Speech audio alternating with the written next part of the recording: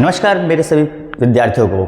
आज हम स्टार्ट करेंगे क्लास 12th का चैप्टर 3 मैट्रिसेस, जो कि इंट्रोडक्शन पार्ट आज हम कंप्लीट करेंगे, जिससे कि इस चैप्टर में आपको कोई दिक्कत नहीं आएगी। ओके, तो स्टार्ट करते हैं।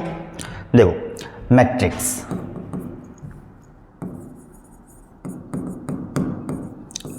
मैट्रिक्स क्या होता है? ये होता है हमारा रेक्टेंगुलर एरे, ठीक है, जिस पे हम कुछ एलिमेंट्स या फंक्शंस लिखते हैं। एलिमेंट्स या फंक्शन। ओके, अभी होता कैसा है, जैसे कि A इज इक्वल टू, ये मैट्रिक्स को रिप्रेजेंट करने का तरीका होता है। ओके, कैपिटल A हो गया या B हो गया, लाइक C हो गया, लाइक इस तरीके से। ओके, तो 1 2 3 4, ठीक है। अब ये हो गया। अब यहाँ पर क्या है, इसमें जो लिखे गए हैं ये एलिमेंट या फंक्शंस हो सकते हैं। अब इसकी कोई पोजीशन होगी, ठीक है, तो वो पोजीशन कैसे रिप्रेजेंट करेंगे? देखो, यहाँ पर हम क्या करेंगे, A11 जो होगा ये हमारा 1 हो जाएगा। A12 ये क्या होगा, ये हमारा 2 हो जाएगा। A21 जो कि कितना होगा, 3 होगा। एंड 22 ये जो होगा ये कितना होगा, ये 4 हो जाएगा। अब इसमें ये 1 1 क्या होता है, 1 2 क्या होता है, एंड 2 1 एंड 2 2 क्या होता है, तो इसको हम समझते हैं। जैसे कि यहाँ पर मैंने लिखा A11, ये जो 1 है ये I होता है, और ये जो 1 है ये J होता है। ओके, अब ये I J क्या होते हैं? I जो होता है वो रो को कंसीडर करता है। ओके, मतलब कि ये रॉ होती है, और ये J जो होता है वो क्या होता है, वो कॉलन होता है। ओके, इसी तरीके से 1 2 में 1 जो हो जाएगा वो रॉ हो जाएगा, 2 जो होगा वो कॉलम हो जाएगा। ओके, अब ये रॉ एंड कॉलम क्या होते हैं, इसको समझते हैं। देखो, इसको हम किससे समझेंगे, ऑर्डर ऑफ मैट्रिक्स से। ऑर्डर ऑफ अ मैट्रिक्स, जिसको हम रिप्रेजेंट करते हैं m इंटू n से, जिसमें m जो होता है वो रॉ होता है और n जो होता है वो कॉलन होता है। ओके, अब रॉ एंड कॉलम कैसे होता है वो देखते हैं। जैसे कि हमारे पास एक मैट्रिक्स हो गई A 1 2 3 4 लाइक दिस। ओके, अगर हम हॉरिजॉन्टली देखते हैं, ठीक है, हॉरिजॉन्टली मतलब कि इस तरीके से, यहाँ से ये चीज़, जैसे कि 1 एंड 2 जो लिखा है, ये अगर इसको कंसीडर करेंगे तो ये हमारा फर्स्ट रॉ होगा, और इसको देखें तो ये हमारा सेकंड रॉ हो जाएगा। ओके, और वर्टिकली अगर देखें तो ये हमारा फर्स्ट कॉलन होगा। ओके, ये जो हो जाएगा फिर सेकंड कॉलन होगा। ओके, तो अब मैं इसमें आपसे पूछूं कि कितने रो कितने कॉलम हैं, तो आप इजीली बता सकते हो, first row second row, first column second column, मतलब कि 1 2 रो हो गई और 2 कॉलम हो गए। तो इसका ऑर्डर की बात करें तो वो कितना हो जाएगा, 2 इंटू 2 का हो जाएगा, जिसमें कि 2 रॉज हो गई और 2 कॉलम्स हो गए। ओके, अब देखा जाए तो यहाँ पर first row first column, first row and first column की बात करें तो क्या कॉमन एलिमेंट कौन सा आया, मतलब कि फर्स्ट रो फर्स्ट कॉलम, तो कॉमन एलिमेंट देखा जाए तो फर्स्ट रो फर्स्ट कॉलम हमारा 1 आ गया। फिर फर्स्ट रो सेकंड कॉलम, मतलब कि A12 first row second column, तो वो कितना हो गया, 2 हो गया। ऐसे second row first column, second row first column, तो वो कितना हो गया, 3 हो गया। ऐसे सेकंड एंड सेकंड की बात करें 2 2, तो वो कितना हो गया हमारा, 4 हो जाएगा। ओके, तो एलिमेंट को रिप्रेजेंट करने के लिए 1 1 1 2 एंड 2 1 2 2 करके इस तरीके से रिप्रेजेंट किया जाता है। जो आगे की साइड लिखी हैं, मतलब कि 1, फिर ये जो 1 है ये रो को कंसिडर करेगा, और बात वाली जो टर्म्स हैं वो कॉलम को रिप्रेजेंट करेंगी। ओके, अब देखा जाए तो यहाँ पर मैंने बताया m जो होता है वो रो को कंसिडर करता है, और I जो होता है वो भी रो को कंसिडर करता है, ठीक है। अब यहाँ पर क्या ये दोनों आपस में इक्वल हो सकते हैं, तो ये चीज़ देखते हैं।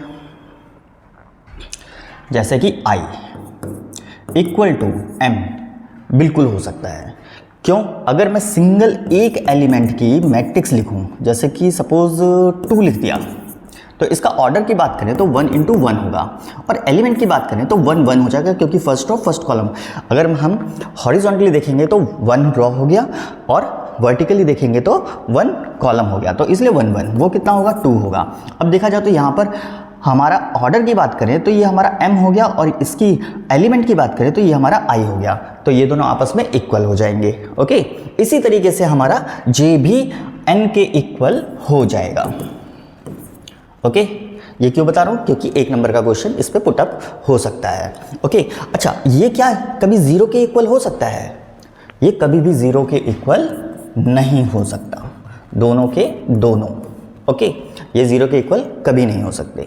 ओके, क्यों? अगर मैं ऐसे लिखता हूँ जैसे कि A matrix is equal to this one, तो मतलब कि इसको हम ना तो इसमें कोई एलिमेंट है ना कोई पोजीशन होल्ड कर रहा है, ठीक है, तो इसमें जो ऑर्डर होगा वो भी नॉट डिफाइंड हो जाएगा। और एलिमेंट की बात करें तो वहाँ पर ना तो रॉ है और ना ही कॉलम है, ठीक है। अगर मैं 0 भी फिल कर दूंगा तो ये एक एलिमेंट कंसीडर किया जाएगा। अब इसका एक रॉ और एक कॉलम हो गया, और एलिमेंट की बात करें तो A11 अब 0 कंसीडर किया जाएगा।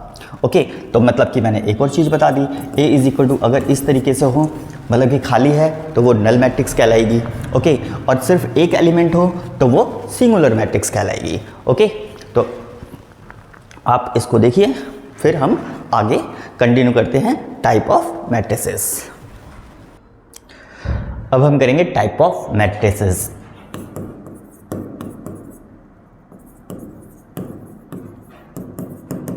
टाइप ऑफ मैट्रिक्स में फर्स्ट जो आएगा वो हमारा होता है रॉ मैट्रिक्स।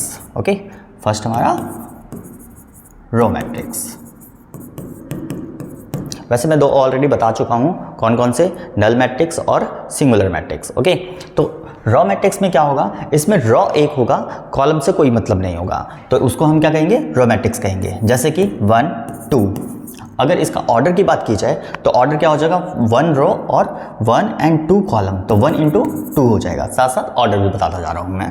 अब इसकी बात करें तो 1 2 3, ठीक है, एक रो 1 2 3 कॉलम, तो 1 into 3 हो जाएगा। ओके, जिसमें रॉ एक हो, कॉलम से कोई मतलब ना हो, तो उसको हम क्या कहेंगे, रॉ मैट्रिक्स। सेकेंड हमारा होता है कॉलम मैट्रिक्स।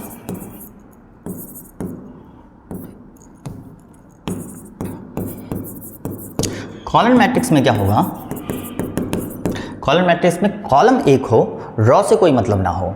फॉर एग्जांपल जैसे कि 1 and 2, और देखा जाए तो कॉलम एक है, रॉ हमारी 2 है, तो मतलब कि 2 into 1 इसका ऑर्डर हो जाएगा। ऐसे ही अगर देखें 1 2 and 3, तो यहाँ पर हमारा 3 into 1 हो जाएगा। तो रॉ मैट्रिक्स जिसमें एक रॉ हो, ठीक है, कॉलम से कोई मतलब ना हो, तो उसको रॉ मैट्रिक्स कहेंगे। कॉलम मैट्रिक्स हमारा क्या होगा, इसमें कॉलम एक हो, रॉ से कोई मतलब ना हो, तो उसको हम क्या कहेंगे, कॉलम मैट्रिक्स। ओके, आगे चलते हैं। नेक्स्ट अब हम करेंगे square matrix. Third, square matrix में क्या होता है, इसमें ऑर्डर देखा जाता है। ऑर्डर मतलब कि m into n, जितना रॉ उतना ही कॉलम, मतलब कि अगर 2 रॉज हैं तो 2 ही कॉलम होना चाहिए, 3 रॉज हैं तो 3 ही कॉलम होना चाहिए। ओके, अगर सिंगुलर की बात करें तो वो भी हमारा क्या होगा, स्क्वायर मैट्रिक्स होगा, क्योंकि वो 1 into 1 होता है। ओके, तो यहाँ पर जैसे कि मैं अगर लिखूँ A matrix is equal to 1, okay, तो इसका ऑर्डर 1 into 1 हो जाएगा। ठीक है, ये हमारा क्या कहलाएगा, स्क्वायर मैट्रिक्स हो जाएगा। अगर मैं बी की बात करूँ, यहाँ पर 1 into 2 3 4 लाइक दिस। अब इसमें 2 रॉस एंड 2 कॉलम हो गए, तो मतलब कि रॉ और कॉलम दोनों ही इसमें क्या होते हैं, m is equal to n square matrix के लिए। ओके, अगर मैं सी की बात करूँ तो यहाँ पर 1 1 2 3 4 5 एंड 1 2 1 एंड -1। इसकी बात करें तो इसका ऑर्डर कितना हो गया, 3 into 3, जितना रॉ उतना ही column. Okay, and fourth, identity matrix. Identity matrix को हम रिप्रेजेंट करते हैं I से। ओके, अब इसमें अगर सिंगुलर मैट्रिक्स की बात करें तो मतलब I इज इक्वल टू, जैसे कि सिर्फ और सिर्फ 1 आ गया, ये हो गया, तो इसका ऑर्डर क्या होगा, 1 into 1 हो गया। अब ऐसे ही अगर 2 into 2 का देखें तो वो क्या बनेगा, I इज इक्वल टू 1 0 0 1, ये हो जाएगा। इसका ऑर्डर क्या होगा, 2 into 2 हो जाएगा। ऐसे ही अगर 3 into 3 का देखें तो वो क्या होगा, I is equal to 1 0 0 and 0 1 0 and 0 0 1 हो जाएगा। इसका ऑर्डर की बात करें तो 3 into 3 होगा। अब यहाँ पर होगा कैसे, यहाँ पर होगा जैसे कि हमारे पास A मैट्रिक्स दे रखी है 1 2 3 4। ओके। और इसमें क्या रखा है कि a प्लस ऑफ आई करो, तो i अब हमें ऑटोमेटिकली इस पे डिपेंड होना पड़ेगा कि अगर ये 2 इंटू 2 की है तो हमें i भी कितने ऑर्डर की लेनी है, 2 इंटू 2 का ही लेना होगा अगर क्वेश्चन में मेंशन नहीं है तो फिर यहाँ पर क्या आ जाएगा, जैसे कि 1 2 3 4 एंड प्लस आइडेंटिटी मैट्रिक्स क्या हो जाएगी 1 0 0 1 हो जाएगा, जो कि दोनों का ऑर्डर की बात करें तो 2 इंटू 2 यहाँ पर हो जाएगा। उसके बाद फिर इसमें एडिशन होगा, एडिशन के बाद ये कंप्लीट हो जाएगा। अब हम आगे देखेंगे, आप इसको नोट कीजिए। अब फिफ्थ मैट्रिक्स देखते हैं। फिफ्थ मैट्रिक्स में क्या है, डायगोनल मैट्रिक्स।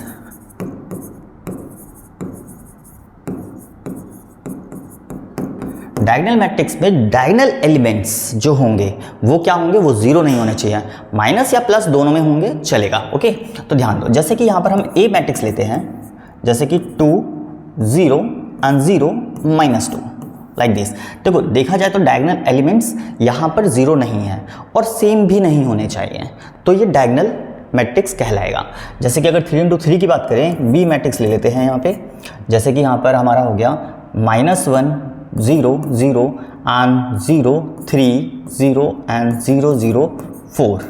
अब इसका देखो, ये डायगोनल एलिमेंट्स यहाँ पर जीरो नहीं है, तो ये हमारा कौन सा मैट्रिक्स कहलाएगा, डायगोनल मैट्रिक्स। अच्छा, डायगोनल देखा जाए तो रेक्टेंगल या स्क्वायर में वो इस तरीके से भी होता है और इस तरीके से भी होता है, लेकिन मैट्रिसेस में सिर्फ हम किसको कंसीडर करेंगे, इस तरीके से, जो यहाँ से ऐसे जाएगा, बस इसी को देखना है, ऐसे नहीं होता। ओके, अब नेक्स्ट जो है स्केलर मैट्रिक्स, सिक्स्थ।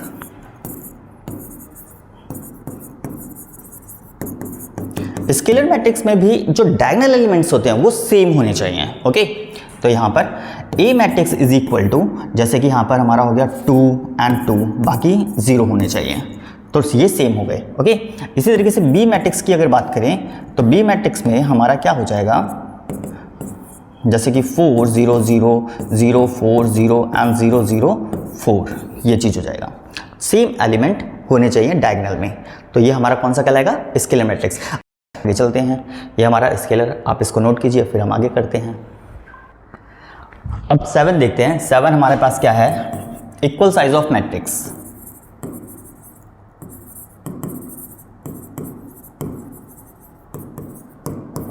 जिसको हम इक्वालिटी मैट्रिक्स भी कहते हैं, ठीक है।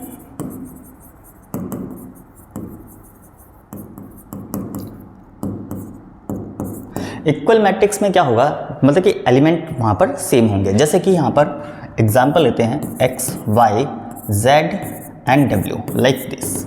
अब यहाँ पर अगर मैं लिखूँ 1 2 3 4 इस तरीके से, तो यहाँ पर क्या है, फर्स्ट पोजीशन देखी जाए तो ये फर्स्ट पोजीशन पे क्या है हमारा x, और इसके फर्स्ट पोजीशन पे 1, तो यहाँ पर क्या हो जाएगा, x इज इक्वल टू 1 हो जाएगा। इसी तरीके से y इज इक्वल टू 2 हो जाएगा, z इज इक्वल टू 3 हो जाएगा, और w इज इक्वल टू 4 हो जाएगा। तो इस तरीके से होता है इक्वल साइज ऑफ मैट्रिक्स। अब इसमें क्या होता है, जैसे कि मान लो एक एग्जांपल इधर लेते हैं, तो यहाँ पर हमारा क्या है x y z, और सपोज यहाँ पर अगेन x आ गया, ठीक है, और यहाँ पर मैंने लिखा 1 2 3 4। ओके, अब यहाँ पर देखो x की जो वैल्यू है, मतलब कि a11 से x की जो वैल्यू है वो कितनी आ रही है, 1 आ रही है, और लास्ट यहाँ पर क्या दिख रहा है, a22 से x की जो वैल्यू है वो कितनी आ रही है, 4 आ रही है। तो मतलब कि एक ही मैट्रिक्स में, ठीक है, एक सेम एलिमेंट की, मतलब कि वेरिएबल की दो डिफरेंट वैल्यूज आए, दो डिफरेंट प्लेसेस से, ठीक है, मतलब कि एक ही वेरिएबल की दो डिफरेंट प्लेसेस से और दो डिफरेंट वैल्यू आए, तो सॉल्यूशन इस कंडीशन में सॉल्यूशन नॉट पॉसिबल होगा, ठीक है। हाँ, एक ही पोजीशन से, जैसे कि यहाँ पर अगर सपोज इस तरीके से लिखा होता, स्क्वायर होता, x का स्क्वायर, तो यहाँ पर हमारा क्या होता, इक्वल टू 1 आता, तो x इज इक्वल टू यहाँ पर प्लस माइनस ऑफ 1 बनता, तो मतलब कि x की वैल्यू अब 2 आ जाए चलेगा, मतलब कि एक सिंगल प्लेसेस से दो डिफरेंट वैल्यू आए तो चलेगा, लेकिन दो डिफरेंट प्लेसेस से दो डिफरेंट वैल्यू आए तो नहीं चलेगा, तो सॉल्यूशन नॉट पॉसिबल होगा। तो ये चीज़ ध्यान रखने वाली है, ठीक है, इसको अच्छे से करना। तो हम अब आगे चलते हैं, आगे एक और मैट्रिसेस हैं उसको देखते हैं, फिर हम इसको क्लोज करेंगे। अब 8 में क्या है, अपर मैट्रिक्स। अपर मैट्रिक्स में क्या होगा, जो डायगोनल एलिमेंट हैं वो और उसके ऊपर के एलिमेंट जीरो नहीं होने चाहिए, बाकी वो फिर अपर मैट्रिक्स कहलाएगा। मतलब कि जैसे कि 1 2 एंड -5, लेकिन डायगोनल एलिमेंट्स के नीचे के एलिमेंट्स जीरो होने चाहिए, तो ये क्या कहलाएगा, अपर मैट्रिक्स। अगर 3 into 3 में देखा जाए तो वो और अच्छे से समझ में आ जाएगा, जैसे कि 1 2 3 4 5 एंड 6, बाकी नीचे के 0 0, इस तरीके से। ओके, लोअर मैट्रिक्स के में देखा जाए, वैसे ये है नहीं तुम्हारे सिलेबस में, ये ग्रेजुएशन लेवल पे पूछा जाता है, उसमें देख लेना, वहाँ पर दिख जाएगा, ठीक है। एंड नाइन्थ में लोअर मैट्रिक्स। अब देखो नाम से ही पता चल रहा है, नीचे के एलिमेंट कुछ भी हो, ऊपर के क्या हो, जीरो होने चाहिए डायगोनल के, जैसे कि 1 2 3, ऊपर का क्या होगा, जीरो। ऐसे ही यहाँ पर 1 2 3 एंड 4 5 एंड 6, और ऊपर 0 0 0, इस तरीके से। ओके, उसके बाद एक लास्ट बचता है फिलहाल 10th में क्या था, जीरो मैट्रिक्स, जिसको हम रिप्रेजेंट करते हैं O से। ओके, अब यहाँ पर क्या होगा, O इज इक्वल टू, अगर सिंगुलर के अकॉर्डिंग देखा जाए तो 0 लिख देंगे इस तरीके से, जो कि 1 into 1 हो जाएगा। और अगर यहाँ पर 2 into 2 का देखा जाए तो यहाँ पर क्या आएंगे, सारे एलिमेंट्स 0 0 0 इस तरीके से रिप्रेजेंट करेंगे। और 3 into 3 का अगर देखा जाए, O is equal to 1 2 3 4 5 6 and 0 0 0, like this one. ठीक है, अब इसका ऑर्डर 2 into 2 है और इसका ऑर्डर 3 into 3 है। अब यहाँ पर क्या होगा, जैसे कि हमें कोई इक्वेशन फाइंड करना है, तो यहाँ पर जैसे कि हमें दे रखा है A + B is equal to O, तो यहाँ पर सपोज A मैट्रिक्स कुछ ना कुछ होगी, जैसे कि 1 2 3 4, ओके, और B मैट्रिक्स हो गई हमारी suppose X Y Z and W। Okay, अब यहाँ पर क्या होगा, प्लस होगा, मतलब कि 1 2 3 4, ये A का हो गया मैट्रिक्स, प्लस ऑफ B हमारा यहाँ पर क्या हो गया, X Y Z and W हो गया। और इक्वल में अब इस पे डिपेंड करेगा कि O हमें क्या लेना है। तो जैसे कि ये 2 into 2 का मैट्रिक्स है दोनों A और B, तो हमें O मैट्रिक्स भी कितना लेना पड़ेगा, 2 into 2 का लेना पड़ेगा। ओके, तो इस तरीके से यहाँ पर इक्वेशन बन जाएगी, क्या बनेगी, 1 + x is equal to 0, like 1 + x is equal to 0, ऐसी 2 + y is equal to 0 and 3 + z is equal to 0 and 4 + w equal to 0, इस तरीके से हो जाएगा। फिर यहाँ पर x y z की वैल्यू निकाल ली जाएगी।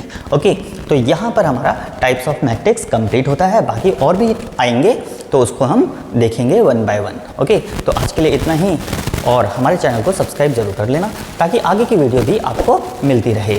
Okay, bye bye.